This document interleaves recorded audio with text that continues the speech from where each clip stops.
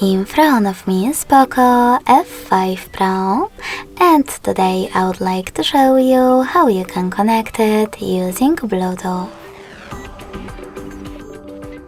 First of all, go into Settings and click on Bluetooth section. After that, tap on this switcher next to Bluetooth feature if it's not already on. Then just wait for available devices to show. When they do, click on the one that you wish to connect to. Now select Pair in the pop-up and wait for the other device to accept your connection request.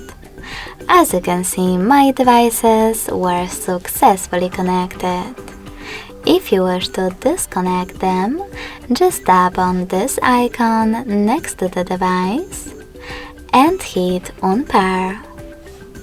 You can always connect to the same one by choosing it and tapping on Pair again.